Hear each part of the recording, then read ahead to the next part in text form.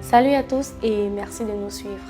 Aujourd'hui, il est question de vaincre la procrastination, cette tendance à remettre au lendemain ce qu'on peut faire le jour même. D'entrée de jeu, il faut savoir que procrastiner vient de pro qui signifie en avant et crastinus qui signifie lendemain. Et on se laisse souvent aller à ce jeu tout simplement parce qu'on sait de la distraction autour de nous. Des réseaux sociaux à la télévision en passant par la grasse matinée, des raisons ne manquent pas. Les péchés mignons ne manquent pas et il est important de les recenser. Dans une vidéo passée, on parlait des différents facteurs qui peuvent entretenir la procrastination. Si vous avez identifié les vôtres, aujourd'hui c'est l'occasion de les vaincre. Comment faire? Eh bien, on va commencer par lister à chaque fois les activités que nous avons à effectuer en veillant bien à les classer par ordre de priorité, en y assignant chaque fois des délais, une date et une heure à laquelle on est censé y avoir mis un terme. Après cela, il faudra bien veiller à segmenter toutes les tâches qui nous semblent pesantes. Si on voit le volume des activités qu'on a à faire et que cela nous semble très grand, très fatigant ou alors comme une montagne à gravir, il ne faudra pas regarder le sommet de la montagne, mais regarder à chaque fois tous les 5 mètres, tous les 10 mètres qu'on peut atteindre. Et comme cela, une fois arrivé au sommet, on n'aura même pas eu le temps de réaliser que c'était une épreuve.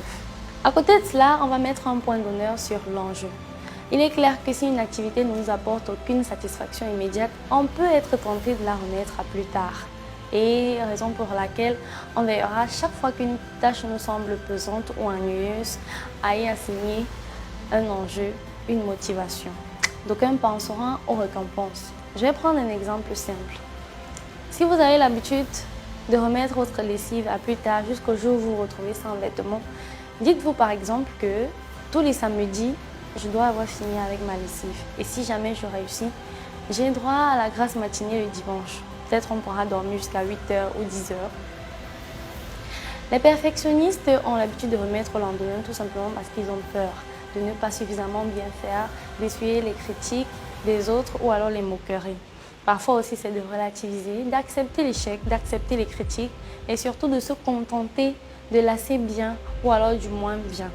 Ça aide aussi et très souvent à travers des échecs, on prend des leçons pour mieux faire au lendemain. Donc, il ne faut pas avoir peur d'échouer, mais il faut surtout retenir qu'il faut foncer lorsque c'est le moment pour éviter de se faire piéger par la dernière minute et surtout briser par les imprévus. On a listé nos activités et cette liste n'est pas pour la mettre sous l'oreiller, mais il faudra la passer en revue chaque jour et ce, matin et soir. Le soir, ce sera pour faire un bilan de sa journée, qu'est-ce qui a marché, qu'est-ce qui n'a pas marché, qu'est-ce qui s'est ajouté à la liste des activités et surtout, comment faire pour que le lendemain soit meilleur. Et le matin, ce sera pour méditer, prendre des forces et pour attaquer de la plus belle des manières notre journée. Ne dit-on pas souvent que qui remet à demain trouvera malheur en chemin? Je ne vous souhaite pas le malheur, mais je vous souhaite de vaincre la procrastination et à condition de prendre les choses en main dès maintenant. Merci à tous d'avoir suivi. N'hésitez pas à aimer la page J'ai vaincu sur Facebook.